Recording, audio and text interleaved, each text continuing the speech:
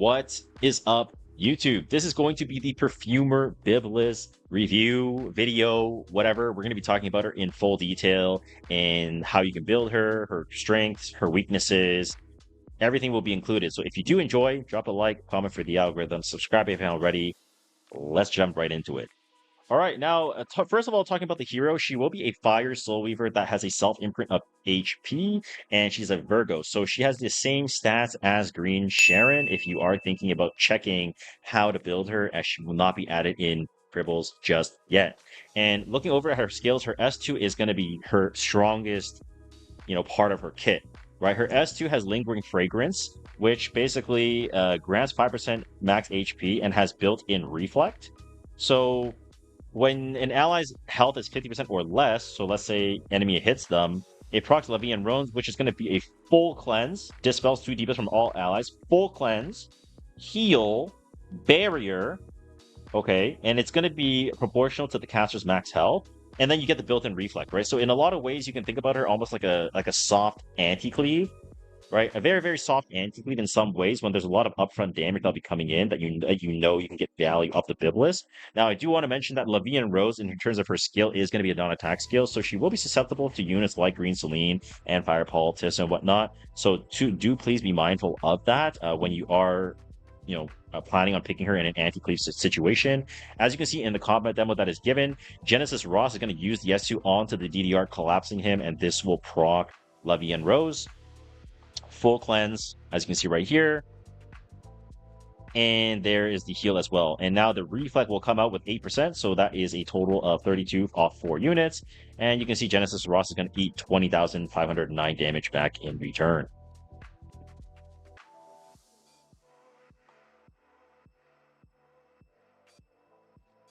Now, for her S3, she's going to get increased effectiveness buff, and she will land redirect provoke on all enemies for 1 turn, and will also grant a 2 venom stacks onto the enemy. It'll be up to a 100% chance to inflict 2 venom effects for 2 turns.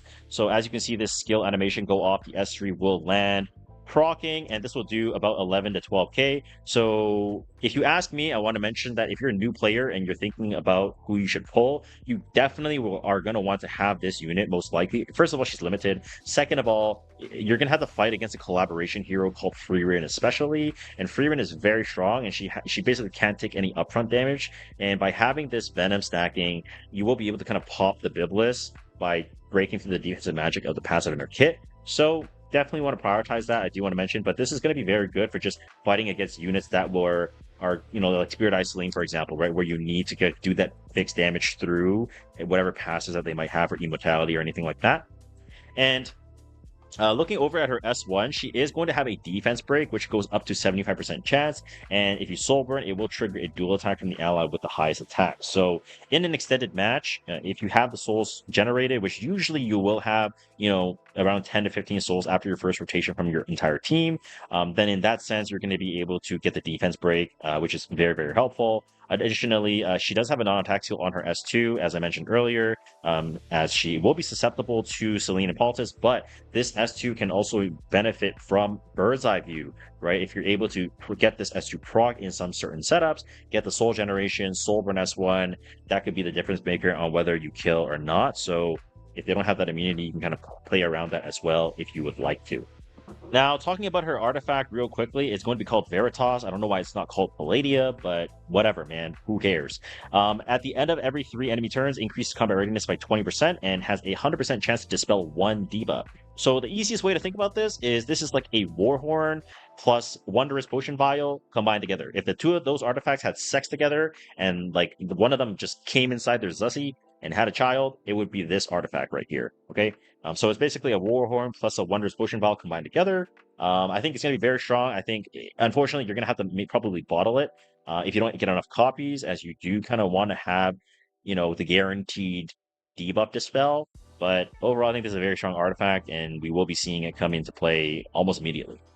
And just in case you guys are wondering, it is a limited summon, so it is a limited banner. She's a limited hero, so pay attention, starting April 2nd. Okay, so we made it to the part of the video where I actually talk about, how this unit's going to function, right? So as I mentioned, she's a similar stats, same stats as Sharoon, limited hero, Warhorn plus potion vial. We already know that. You're gonna want to build her very similarly to DDR because her S3 gives her the self-effectiveness buff, right? When you have the self-effectiveness buff, you don't actually need to run an effectiveness ring because you're going to want to run straight HP so that you can play fully advantage with your increased effectiveness, which is plus 50%, right, on this S3, as you can see here. So running effectiveness ring really is not necessary unless you have an effectiveness ring that has like 40% HP or something, right? Then that is okay. But I would try to run something with, an HP ring with high effectiveness instead, as that's going to be the most viable build path. I would say HP speed boost on speed set plus hit set or immunity or something like that. And as I mentioned, she'll be very strong in anti-cleave. You can beat Freerin. Defense break S1 is going to be very strong, as I mentioned. Weaknesses, I haven't really talked too much about. Well, excuse me. Non-attack skill Punisher, Celine Poultice, right? Low base speed at 106 means she is susceptible to cleave or aggro. So if you're in a position where someone early picks Byblis, you could up the tempo, maybe a Luna, maybe a Renac, maybe a Zeo, maybe a Seapanda Poultice, maybe a Ran, whatever, right? You can up the tempo and try to cleave her. Obviously, she has that anti-cleave passive in there, so you do need to be mindful of that. But please do be aware that you could get cleaved or aggressed on in those certain situations, right? She is going to be susceptible to the resistance warfare rule, obviously with ER checks, as you're not going to have super high effectiveness on her since all her skills are going to be scaling based off her HP. So, or mainly her S2, mainly. So you are going to want to make sure that you are aware of this. Obviously, if you're playing a lot of RTA already, you're probably thinking about the warfare rule if you're above like whatever rank it is that unlocks it in champion or warlord or whatever it is.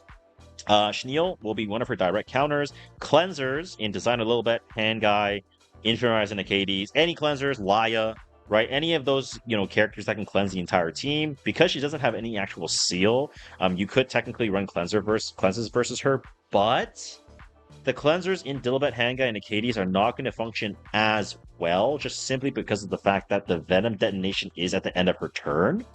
So mainly you're going to want to like lock Schneel if you're playing more of a standard versus standard setup. You're going to want to have Schneel to actually provide you that immunity so that when she gets those Venoms on, you're instant cleansing with Schneel, right? Compared to the likes of Dilibet, Handguy, and Acades, you're still technically going to get injured. And when you have a unit like Handguy that scales off HP, could be somewhat problematic for you. So just please do be mindful of that. Yeah, and let me just show you guys how I would actually build Perfumer Byblis on screen. Okay, so this is how I would look to build Sharoon. I think there's various ways that you can play her, obviously, or sorry, not Sharoon, Perfumer Byblis. Obviously, there's a lot of different ways that you can play her. Her artifact is currently not in game, unfortunately, so you have to pretend that Magaraha Tome is her new artifact, but you could actually use Magaraha Tome on this, I think, because you could proc her S2 and then get 30% combat readiness in an anti-cleave scenario. You're going to want to try to have as much speed as possible, maybe 270, 280 range, and you want to have just around 100 effectiveness, so hit set's going to be very helpful in that. And if you're playing kind of the anti, cleave kind of cleanser type build, then obviously Magaraha Tome or her own artifact will be very strong. If you're looking at playing her a little bit more aggressively, I'll also throw another build on screen now that you could actually try to benefit from as more of like an aggressive DDR on like a Queen's Whistle, for example. That could have some potential as well if you plan on playing it in that way. She'll be very good in some matchups against HP scalers and stuff like that, so be mindful of that. But overall, I think her build path, we'll have to see and test her and get her numbers and see how she really feels in game. And once we, kind of get a feel for her after like a couple days of playing her, then we'll really know what her, quote unquote final build will be. Anyways, if you guys did enjoy this, if you found this helpful, please drop a like, comment for the algorithm, subscribe if you haven't already, and good luck on your Perfumer Byblis pulls. Bye!